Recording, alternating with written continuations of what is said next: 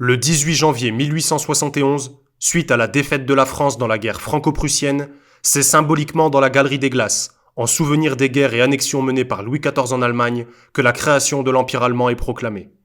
Guillaume Ier accède au trône impérial, devant l'Assemblée des princes allemands et le chancelier Otto von Bismarck, véritable architecte politique de l'Empire. La Nouvelle-Allemagne annexe l'Alsace-Moselle et dominera le continent pour 30 ans, exacerbant le militarisme et le patriotisme français jusqu'à la Première Guerre mondiale, qui sonnera l'heure de la revanche pour la France. Toutefois, il convient de rétablir quelques vérités historiques quant aux origines de cette Première Guerre mondiale, bien loin du discours officiel et de la propagande d'État. En effet, contrairement à ce qui est communément enseigné dans les écoles de la République, cette guerre n'a rien d'héroïque ou de patriotique, mais cache en réalité des origines bien plus sombres et complexes que beaucoup ignorent. La Première Guerre mondiale était en réalité une guerre attendue, désirée, et même mûrement préparée. Mais les guerres profitent toujours à ceux qui les prévoient, jamais à ceux qui les font. La guerre, c'est le massacre de gens qui ne se connaissent pas, au profit de gens qui se connaissent et ne se massacrent pas, écrit Paul Valéry. Mais alors, qui sont ces gens ? Et quels sont leurs intérêts ? Revenons-en au contexte historique. D'un point de vue géopolitique, la fin du XIXe siècle est marquée par deux grandes rivalités. La première, évidente, oppose la France et l'Angleterre, engagées dans la course aux colonies et se disputant le plus de territoire possible afin d'étendre leur influence dans le monde. Et la seconde oppose les Anglais aux Russes pour la domination européenne, popularisée par le terme « grand jeu ». Le grand jeu désigne en effet la rivalité coloniale et diplomatique entre la Russie et le Royaume-Uni en Asie. L'Empire britannique cherche à étendre l'Empire des Indes et y protéger ses intérêts, tandis que l'Empire russe recherche un accès à l'océan Indien, démarrant ainsi une course pour la suprématie entre ces grandes puissances. Mais la guerre franco-allemande de 1871 avait renversé l'échiquier. L'Empire allemand était formé depuis sa victoire sur la France et s'était rapproché de l'Empire austro-hongrois. La France, elle, s'était vue annexer l'Alsace-Moselle et sortait d'une défaite cuisante et humiliante qui avait engendré un vif ressentiment vis-à-vis de l'Empire allemand. Empire allemand qui, après la guerre, avait signé une alliance avec la Russie, créant la Ligue des Trois Empereurs, Empire allemand, Autriche-Hongrie et Russie. Alliance qui fut renforcée en 1887 par le traité de réassurance. À ce contexte déjà très tendu s'ajoutaient les guerres balkaniques, qui faisaient rage et constituaient une véritable poudrière au sein de l'Europe. Seulement, l'Empire britannique voulait être hégémonique, et devait pour cela se montrer à la hauteur de ses ambitions. Et de l'ambition, les hommes puissants n'en manquent pas. En effet, depuis la révolution industrielle, les milieux d'affaires et les banques influencent désormais directement le pouvoir. C'est le cas de Cecil Rhodes, homme d'affaires richissime, grand ami des Rothschild et fervent partisan de l'impérialisme britannique, qui durant l'hiver 1891 décide de réunir les hommes les plus riches et les plus influents du Royaume-Uni pour former un groupe d'élite capable de relever ce défi titanesque, la domination de l'Empire britannique sur le monde.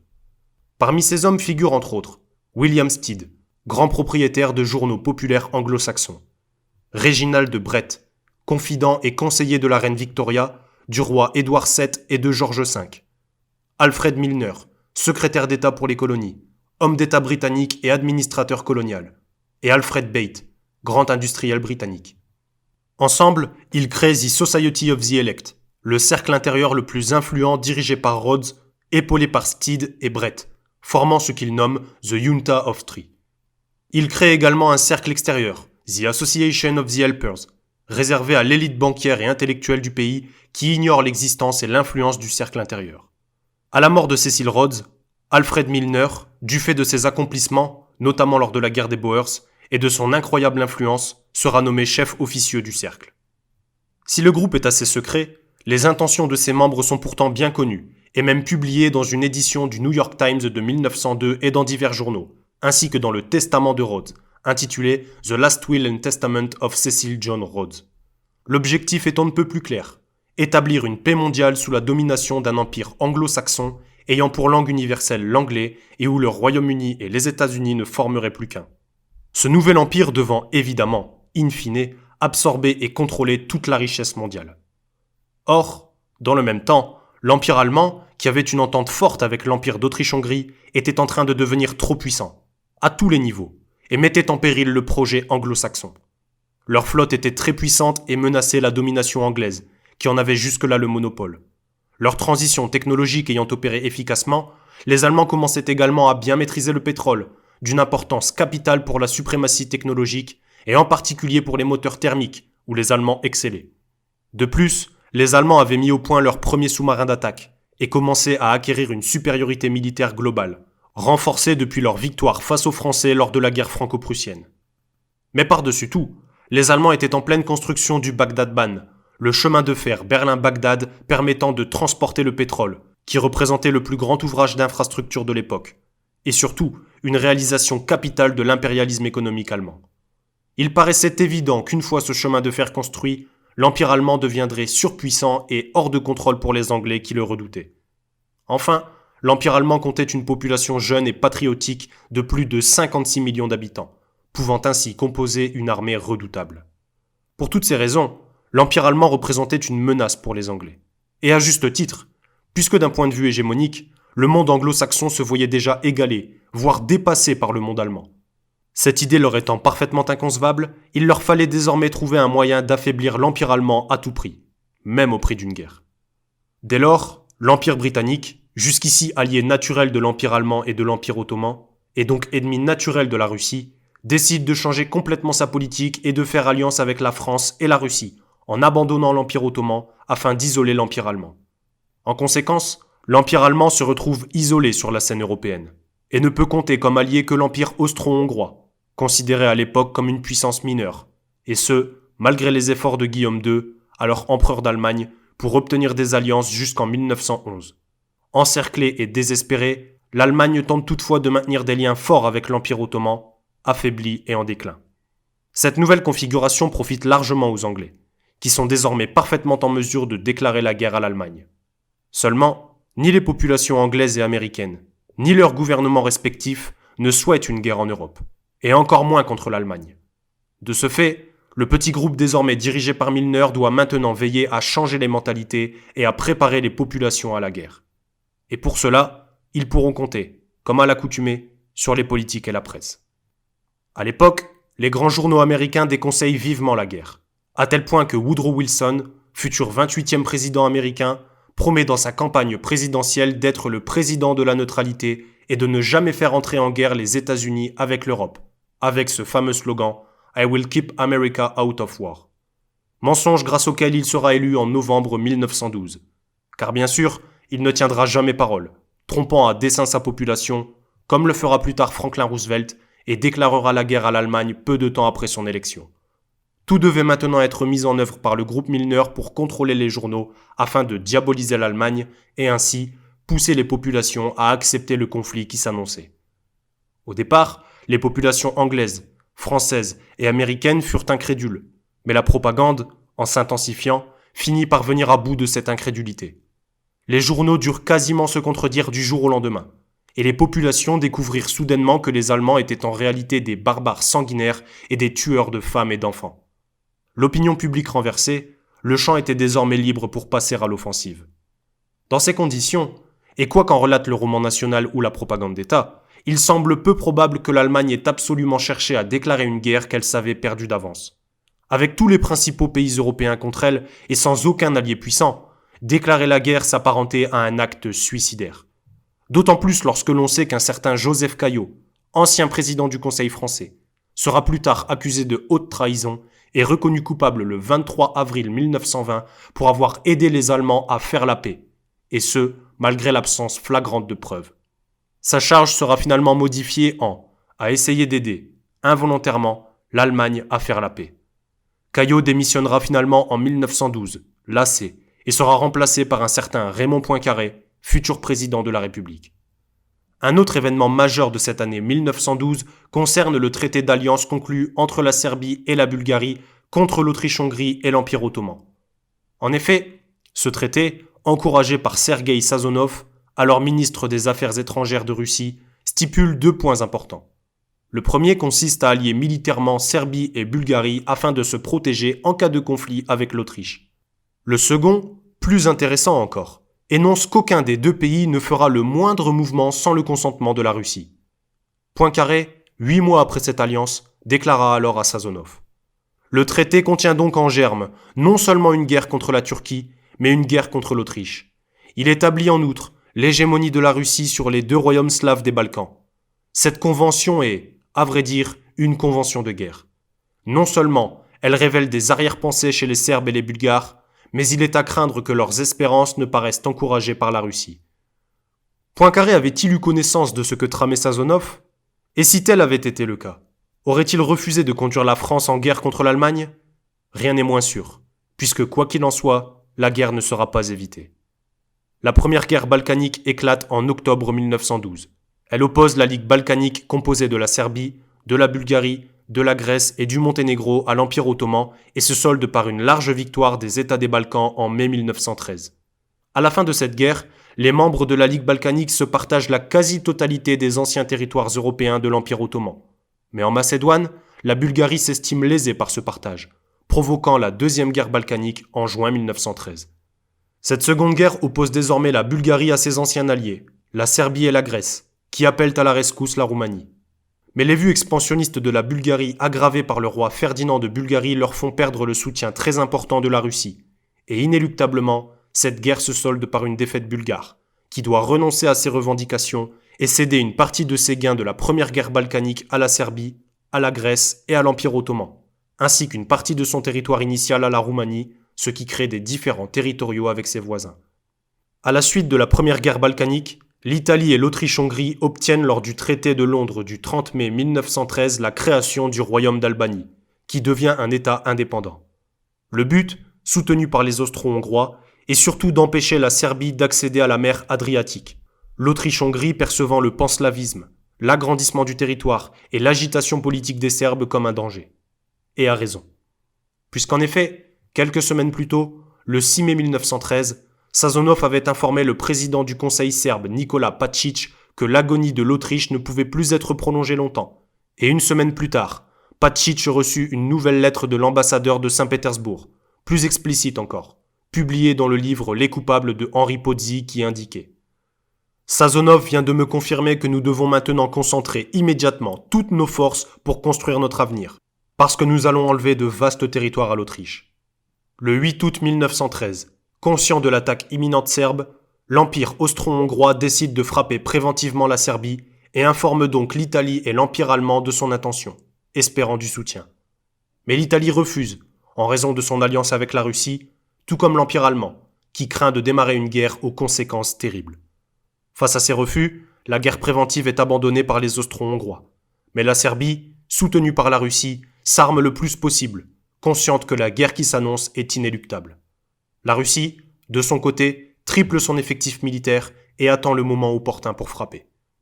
L'occasion rêvée se présente le 28 juin 1914, lorsque l'archiduc François Ferdinand, héritier de l'Empire austro-hongrois, et son épouse Sophie Chotek, duchesse de Hohenberg, sont assassinés par le nationaliste serbe de Bosnie Gavrilo Princip, membre du groupe Mlada Bosna, Jeune Bosnie, armé par la main noire.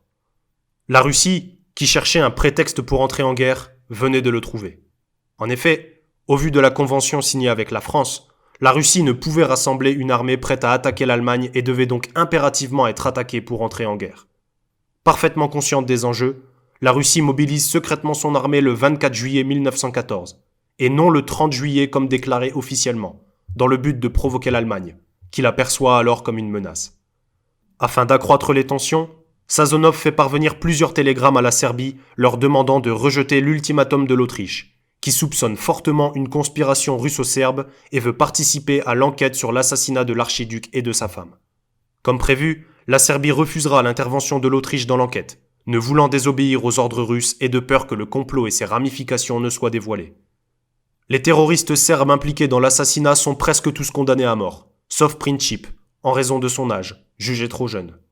Lors de son interrogatoire, Princip dénonce Dragutin Dimitrievitch, plus connu sous le nom de colonel Apis, officier serbe, chef du service de renseignement de l'état-major et dirigeant de l'organisation secrète de la Main Noire, qui à son tour avoue l'implication et même le financement du gouvernement russe dans cet attentat. Mais évidemment, à l'époque, personne ne divulgua ces informations qui compromettaient énormément le plan des Russes et des Serbes, et très probablement des Anglais et du groupe Milner. La France et la Grande-Bretagne devaient ignorer cette mobilisation russe, et n'en prendre connaissance qu'une fois l'Allemagne avertie, car l'Allemagne devait impérativement agir en premier. Il est pourtant difficile de croire que les gouvernements français et britanniques ignoraient cette conspiration, étant tous deux alliés des Russes. Par ailleurs, Clémenceau n'avait-il pas utilisé ses qualités de sénateur et de journaliste pour jouer un rôle déterminant dans le vote de la loi des 3 ans de service militaire de 1913, dont l'application s'avéra décisive au premier jour de l'affrontement? Et que penser en outre de l'aveu de son propre conseiller, Georges Mandel, qui assurait que, sans la guerre, Clémenceau ne serait jamais revenu au pouvoir? Dans de telles circonstances, le doute quant à l'implication du gouvernement français dans ces événements demeure plus que raisonnable. Une fois l'Allemagne avertie des intentions russes, elle mobilise son armée, dans la panique, et déclare la guerre à la Russie le 1er août 1914, pensant sauver son empire et celui de l'Autriche-Hongrie, exactement comme les Russes l'avaient planifié. Et l'Europe s'embrase. Au départ, les États-Unis, de leur côté, ne souhaitent pas entrer en guerre, n'ayant simplement aucun intérêt à y participer. Leur territoire n'est pas menacé, la guerre nécessite de débourser des sommes colossales, et ni l'armée, ni la population ne souhaitent prendre le risque de perdre un nombre trop important de soldats sans raison apparente. Toutefois, la propagande journalistique opérant, les populations étaient déjà psychologiquement préparées au conflit, sans le désirer pour autant. Du moins, pas encore, car la guerre profite toujours à certains, et peut donc parfaitement être souhaitable. Et en effet, quelque temps avant la guerre, le 3 octobre 1913, Woodrow Wilson signa le Revenu Act, qui permit pour la première fois la création d'un impôt sur le revenu pérenne. 2 mois plus tard, le 23 décembre 1913, il signa également la création de la fameuse Federal Reserve, survenue après la crise bancaire d'octobre 1907 qui avait provoqué un vent de panique aux États-Unis. Cette énorme crise bancaire était évidemment voulue et provoquée par les banquiers eux-mêmes, qui espéraient qu'elle aboutisse à la création de cette banque privée qu'ils convoitaient depuis des décennies. Mais ces banquiers peu scrupuleux s'étaient toujours heurtés aux populations et aux gouvernements successifs qui les combattaient, et notamment à Thomas Jefferson, qui en son temps pourfendait les banques, qu'il considérait comme le plus gros danger des peuples. Voici à ce propos un extrait de son discours de 1902. « Je pense que les institutions bancaires sont plus dangereuses pour nos libertés que des armées entières prêtes au combat. Si le peuple américain permet un jour que des banques privées contrôlent leur monnaie, les banques et toutes les institutions qui fleuriront autour des banques priveront les gens de toute possession. D'abord par l'inflation, ensuite par la récession, jusqu'au jour où leurs enfants se réveilleront sans maison et sans toit, sur la terre que leurs parents ont conquise. » Mais Woodrow Wilson, qui avait été propulsé au pouvoir par ces mêmes banques, servit ses maîtres loyalement et fit ce pourquoi il avait été élu: permettre la création de la réserve fédérale et l'entrée en guerre contre l'Allemagne. La réserve fédérale créée, le pouvoir de la banque pouvait devenir incommensurable et totalement incontrôlable. Une guerre pouvait rapporter très gros à la banque, qui devait maintenant trouver un noble prétexte pour voir les populations s'y engager. En avril 1917, alors que la Première Guerre mondiale fait rage, Woodrow Wilson crée la Committee on Public Information ou CPI, également appelée Commission Creel, du nom du journaliste qui la dirige, George Creel, afin de mettre sur pied un arsenal mental destiné à retourner l'opinion publique américaine et à la préparer à l'entrée en guerre. Le but est de faire de la propagande les prémices d'une science, l'ingénierie sociale. Cette commission se compose de journalistes, d'illustrateurs et de professionnels des relations publiques, dont le célèbre Édouard Bernays, qui dirige le service d'information du CPI, véritable pionnier des relations publiques et qui sera plus tard considéré comme le père de la propagande politique et d'entreprise. En tout juste un an, alors que la population américaine est largement pacifique et n'a aucunement l'intention d'entrer en guerre, il réussit à opérer un changement majeur dans l'esprit du peuple grâce à toute une série de manipulations basées sur la connaissance de la nature humaine et plus spécialement des foules. Il met sur pied une véritable stratégie de communication fondée sur la diffusion de tracts, de films, d'affiches et de caricatures, ainsi qu'un nombre impressionnant de communiqués de presse traduits en plusieurs langues, la commission possédant des bureaux à l'étranger. La création la plus marquante de la commission est sans doute l'affiche représentant l'oncle Sam, désignant le spectateur d'un doigt accusateur, accompagné du slogan devenu célèbre « I want you for the US Army ». Désormais, le peuple réclame la guerre, et l'obtient. Après l'énième conspiration du torpillage du Lusitania, le plus grand navire de passagers de l'époque, Woodrow Wilson annonce devant le Congrès la rupture des relations diplomatiques avec l'Allemagne le 3 février 1917. Et demande au Congrès d'autoriser une guerre pour mettre fin à toutes les guerres qui rendra le monde sûr pour la démocratie. Sans surprise, la déclaration de guerre à l'Allemagne est signée le 6 avril 1917, précipitant les États-Unis dans le conflit. Le plan s'était déroulé sans accroc, et sa finalité marquait le début d'une nouvelle ère, celle de la toute-puissance bancaire. La Première Guerre mondiale institua les prêts sans limite au gouvernement pour qu'il puisse se faire la guerre. Les banques anglaises et surtout américaines prêtèrent des milliards de dollars aux gouvernements américains, canadiens, anglais, français et même allemands, dans le but d'en percevoir plus tard de très juteux intérêts.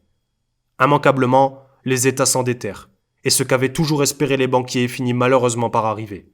La banque avait désormais la main mise sur le monde, pour le plus grand malheur des nations.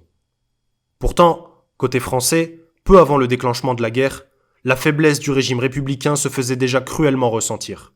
Le député socialiste Marcel Samba, dans un pamphlet intitulé « Faites un roi, sinon faites la paix », dénonçait vigoureusement l'instabilité et la faiblesse du régime républicain qu'il considérait comme une source de division et incapable de gérer efficacement une guerre.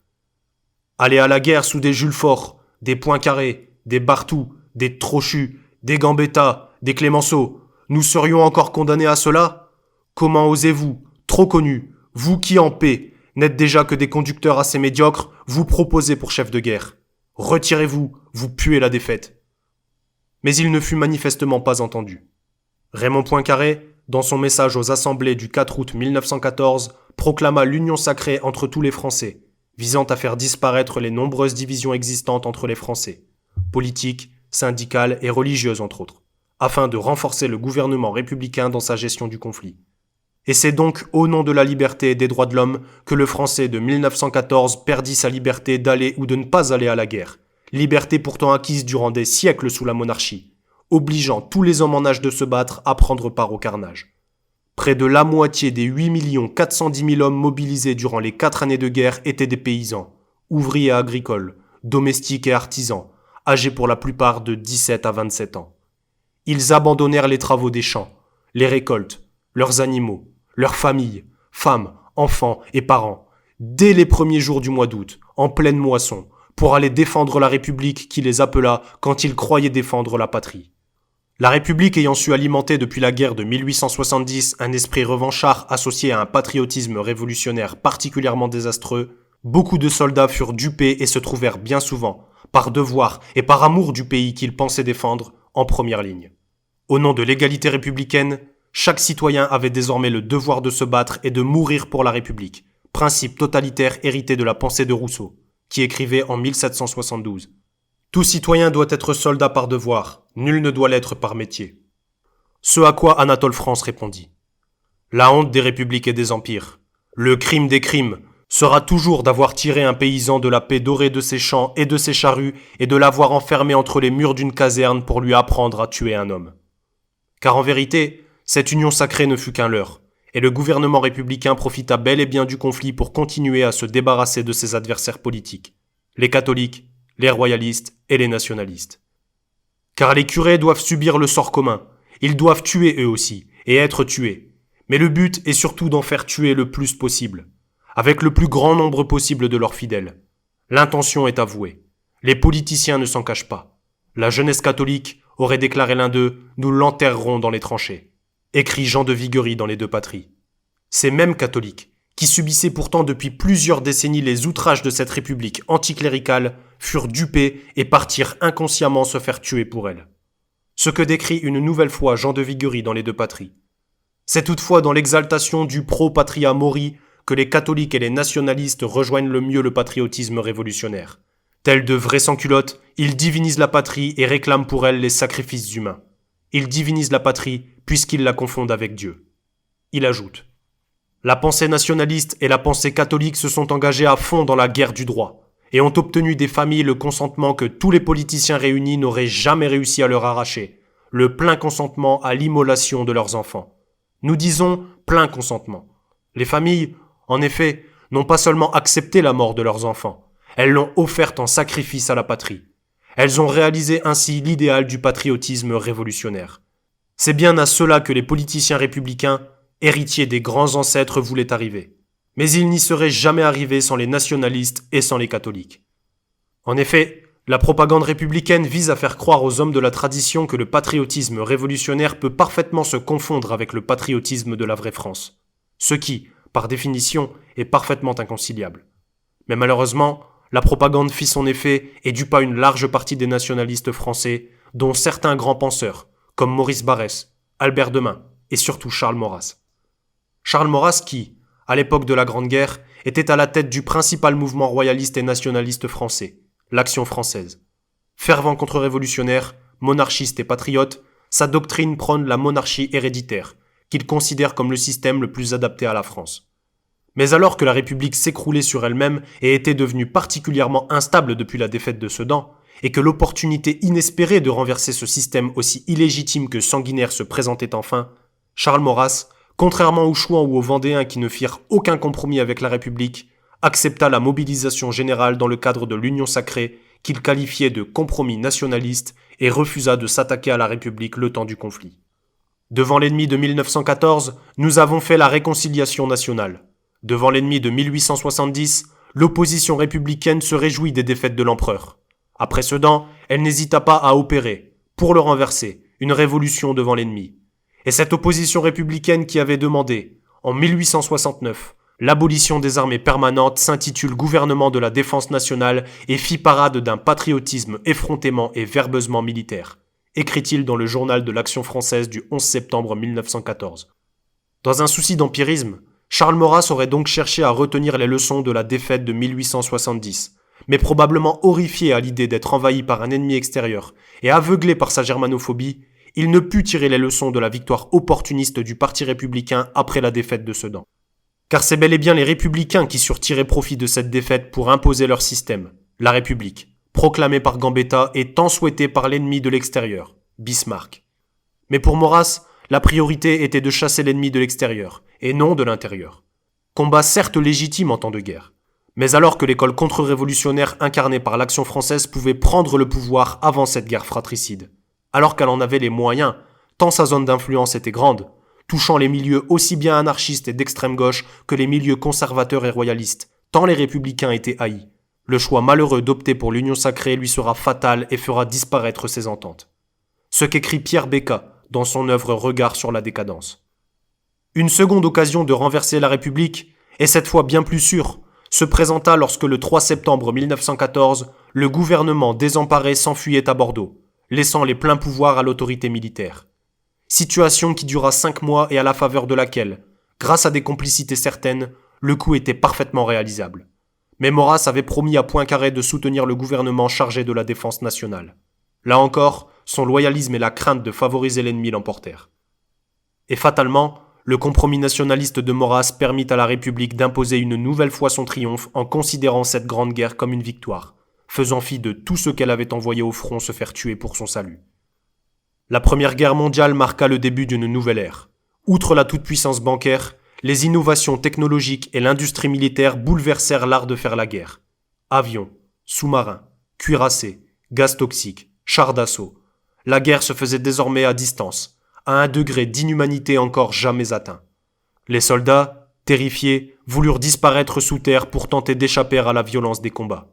Et ainsi naquirent les tranchées. À l'époque où l'Église bénéficiait d'une véritable autorité spirituelle dans le monde entier, c'est elle qui a mis au point la doctrine de la guerre juste, écrit le prélat Michel Dubost dans La Guerre. Mais après les ravages de la déchristianisation, la guerre n'avait désormais plus rien de juste. Elle n'était plus faite en vue de la paix, ni même en vue de défendre le royaume d'un agresseur.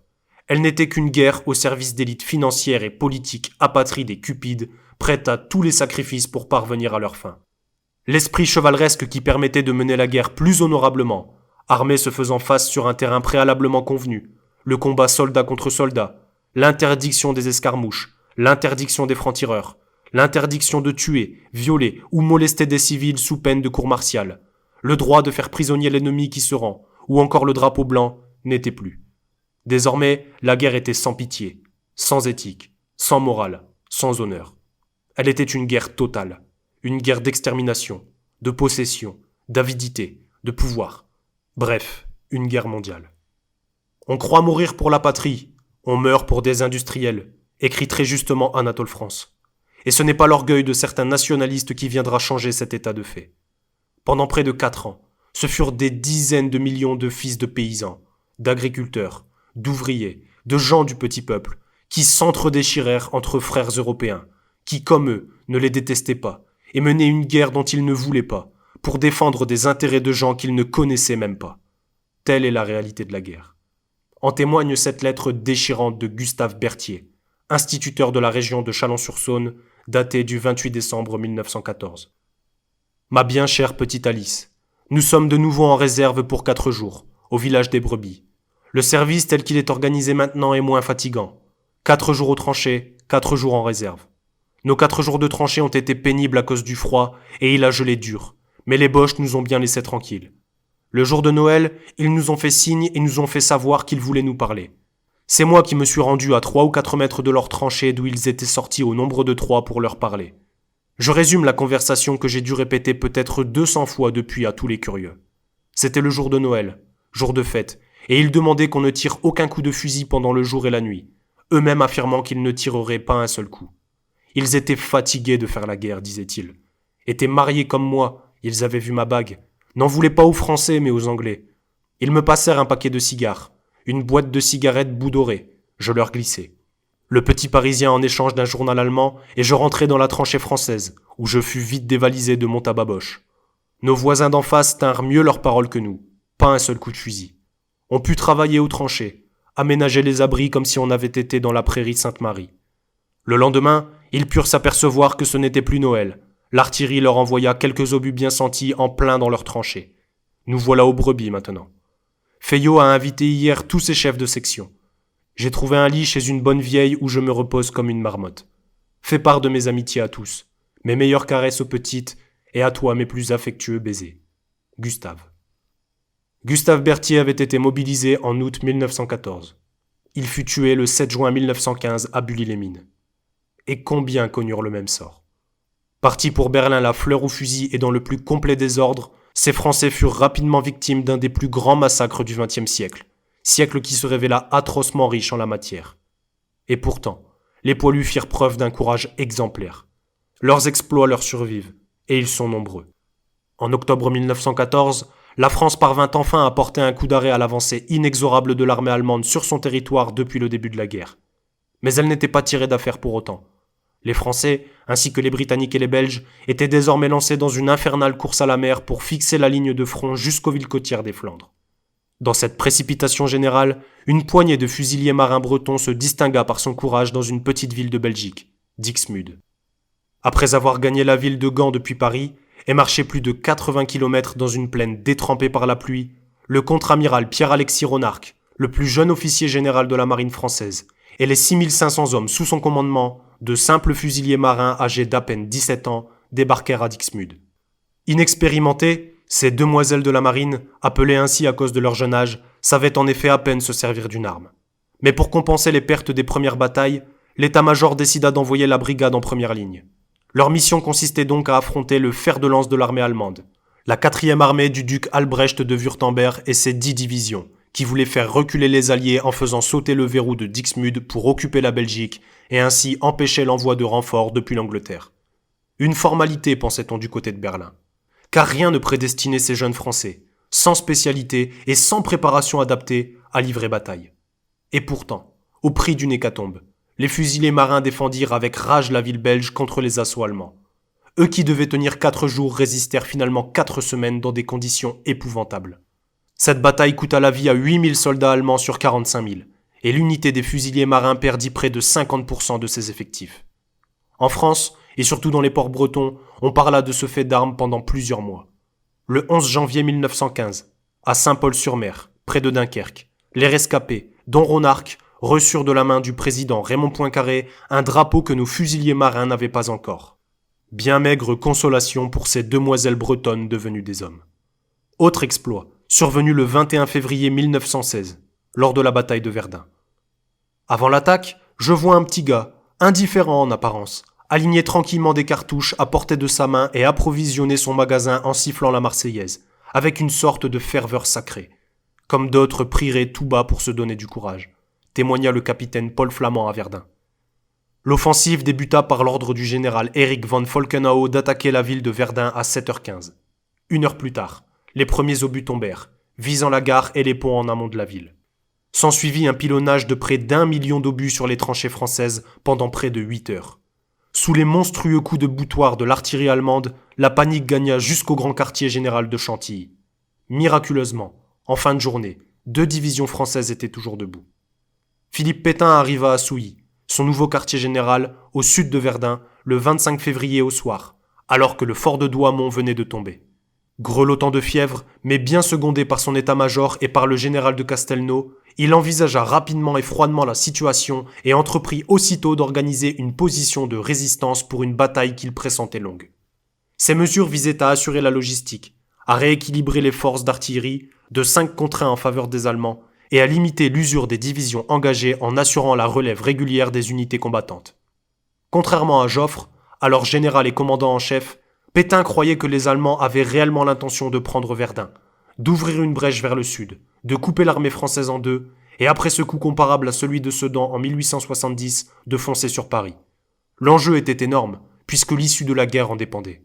Il fallait empêcher une percée qui risquait d'entraîner la capitulation d'une bonne partie de l'armée française.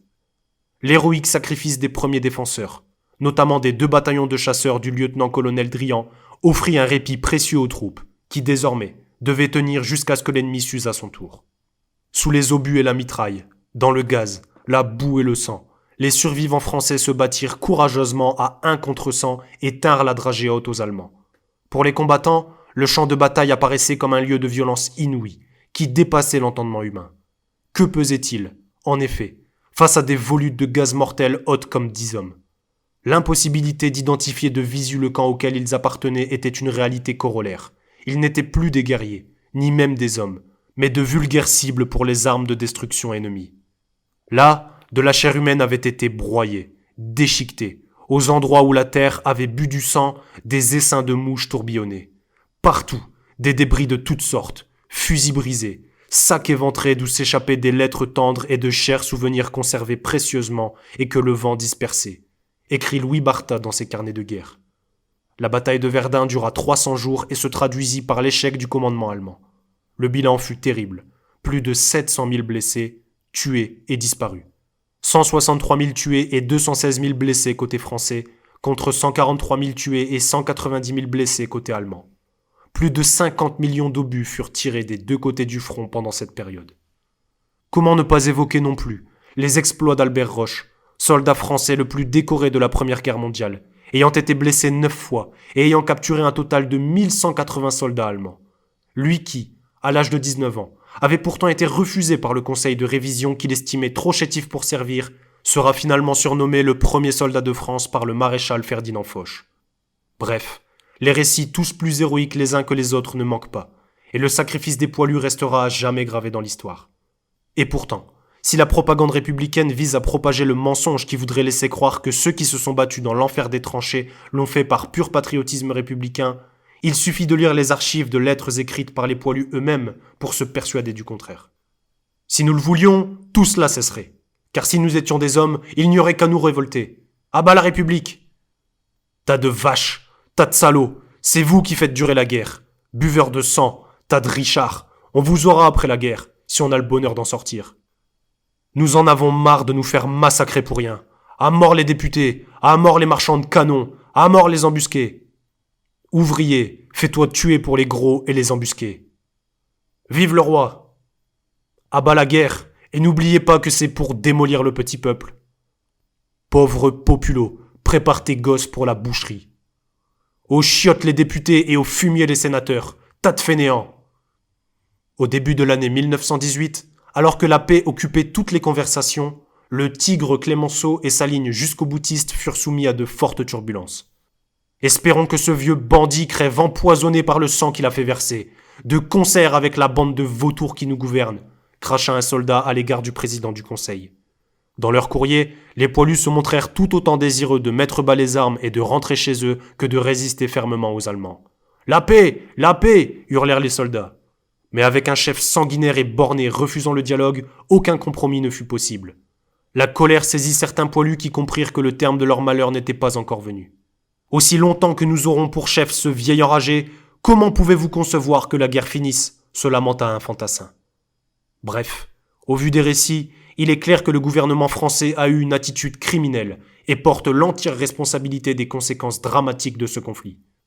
Cette terrible guerre n'a rien de glorieuse. Elle est un véritable génocide de la jeunesse.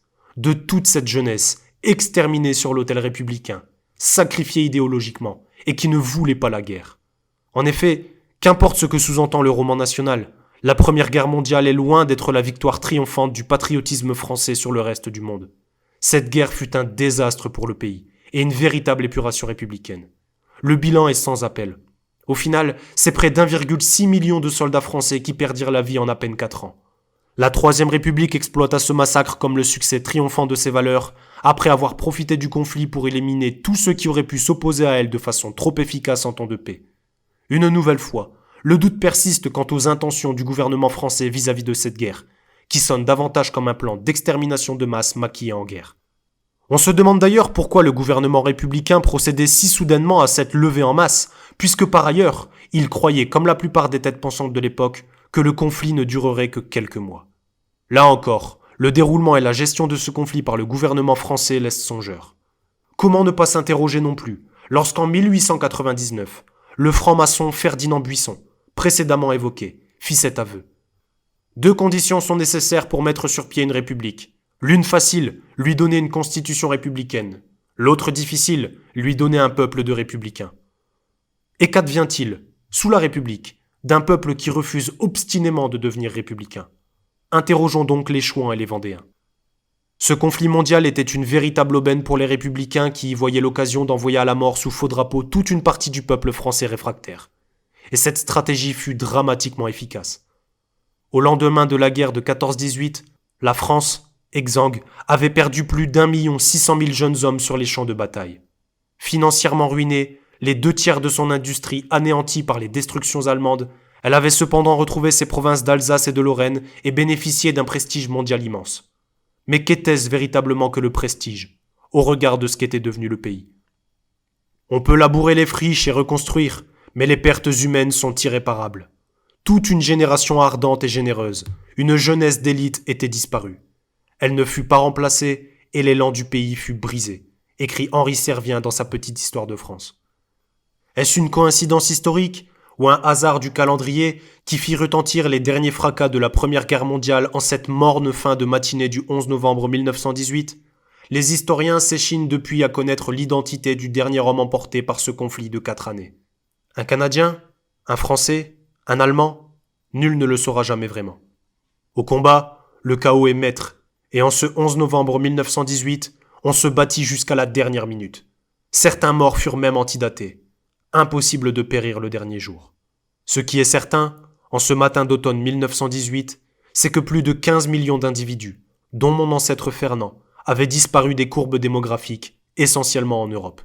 Les potentiels enfants, petits-enfants et arrière-petits-enfants de ces morts ne purent jamais voir le jour, faute de géniteurs. Inutile de détailler les chiffres. Ils sont ahurissants. L'Europe d'août 1914 était au comble de sa puissance et de sa vitalité. Elle était la maîtresse incontestée du globe. En novembre 1918, c'est un immense champ de ruines, truffé de croix et en proie à d'immenses mouvements révolutionnaires. Les conséquences de cette guerre sont incalculables, et l'écho de cette faillite européenne se répercute de génération en génération jusqu'à nous, écrit encore Christophe Lavigne dans sa route de bataille. Que reste-t-il de ces messages de poilus ? De ces travailleurs et paysans venus mourir aux frontières d'un pays mal défendu, de ces Bretons, fils de Chouans, qui avaient déjà au cours de la Révolution payé le prix fort. Que reste-t-il de ces hommes, partis défendre la terre de leurs ancêtres, de leurs enfants, de leurs pères et de leurs mères, et non un système inhumain, usé jusqu'à la corde, nommé République, qui aujourd'hui encore essaye honteusement de recueillir les fruits de leurs sacrifices. Voici ce que déclarent Pierre-Philippe Blanchet et Frédéric Winkler de la chaîne Sacre TV, dans une vidéo intitulée « Le désastre de la Troisième République, de Bismarck à la Grande Guerre » à ce propos. Cette hydre républicaine vit les pieds dans le sang, celui de nos pères, de nos fils, de nos oncles et nos cousins. Que reste-t-il de ces lettres, de ceux qui laisseront leurs femmes et leurs enfants, qui laisseront leur jeunesse, leurs rêves, comme toutes ces espérances que l'été de l'âge promet? Ils n'auront pas connu peut-être l'amour, ou mourront avec l'amitié comme des passions en cours, qui par leur absence laisseront l'être aimé seul, désertifieront le territoire, remplaçant leur présence par des listes interminables sur le monument des centres-villes de nos villages. Ce sont ces listes de noms douloureux, fines fleurs traversant l'histoire de nos racines, de ceux qui payèrent le prix du sang. Relisons ces messages qui restent pour nous des témoignages comme la réalité de ce qu'ils pensaient, exprimant leur dégoût, comme la honte de cette maladie mortelle nommée République, qui, en dehors de tout système politique, est celui qui ferme l'histoire et détruit tout ce qui nous est cher. Que reste-t-il ? Pour beaucoup, aujourd'hui, c'est du passé. C'est un grand-père, un grand-oncle, plusieurs frères, qui dorment sur cette terre. Là-bas, balayés par le vent de l'Est, comme tous ces volontaires étrangers. Sénégalais, Marocains, mais aussi Russes, Serbes, Anglais, Canadiens, Américains, et j'en oublie qu'ils me pardonnent. Mais j'en appelle à nos mémoires et pensons un instant à tous ceux qui restèrent à la nouvelle du décès ou de la disparition de l'être cher, comme des êtres chers, qui continuèrent une existence avec l'absence, ce vide, ces souvenirs dans le sacrifice. Tous ces enfants qui grandirent sans leur père, leurs frères, ou leurs oncles ou leurs amis. Toutes ces femmes qui subirent, car la guerre touche d'abord les jeunes et surtout les femmes et les enfants, comme les faibles et les vieillards. Jamais, dans toute l'histoire de France, n'avait été versé plus de sang que sous la République. Que penseraient nos aïeux, massacrés par elle, s'ils voyaient aujourd'hui des générations entières de patriotes se ranger aux côtés de leurs bourreaux, servant la République, qu'ils prennent pour la France. Le devoir de mémoire ne consiste pas simplement à honorer nos morts, mais consiste, surtout, à recueillir et transmettre leur message aux vivants. Dans l'introduction de son œuvre « Histoire et tradition des Européens, 30 000 ans d'identité », voici ce qu'écrit très justement Dominique Vénère. Ce livre a commencé d'être écrit dans les premiers jours d'un nouveau millénaire. Il est né d'une souffrance surmontée, d'une très ancienne méditation et d'une volonté. Ce n'est pas dans la mollesse, mais dans la fermeté de l'esprit et la résolution du cœur que sera engendré notre avenir. Face aux défis de l'époque, être un historien, spécialement un historien témoin de son temps, donne des instruments et impose aussi des responsabilités. Celle d'abord de ne pas se taire. Pour la première fois dans leur histoire multimillénaire, les peuples européens ne règnent plus sur leur propre espace, ni spirituellement, ni politiquement, ni ethniquement. Dès le lendemain de la Première Guerre mondiale, le philosophe espagnol Ortega y Gasset avait eu la prescience de cette catastrophe. Estimant que le monde ne pouvait se passer d'être commandé par une puissance dominante, il posait la question : qui commande aujourd'hui ? La réponse implicite était que les Européens ne commandaient plus, et que d'autres allaient commander pour eux et chez eux. L'auteur de la révolte des masses prévoyait que ce retournement provoquerait un effondrement moral sans précédent. Tant qu'ils commandèrent, les Européens purent faire l'économie d'une conscience de soi fortement intériorisée, attribuer défense des minorités insoumises. Il leur suffisait d'exister. Voilà qui est fini. Les Européens ne commandent plus, même chez eux, surtout chez eux. De surcroît, ils sont victimes de la spirale incontrôlable de la domination technicienne et de la logique purement économique qu'ils ont enfantée. Sans le savoir, et sans l'avoir désiré, nous sommes entrés dans un système nouveau, le système du nihilisme et du chaos. Il est clair que l'on vit aujourd'hui une histoire inédite. Car si la Troisième République avait eu besoin de tant de sang pour se maintenir, elle ne survivra pas à un second conflit mondial qu'elle n'aura su éviter, dans lequel, bien malheureusement, nombre de Français allaient encore devoir sombrer. Mais la suite, vous la connaîtrez au prochain épisode. Je vous remercie de m'avoir écouté, et je vous dis à très bientôt.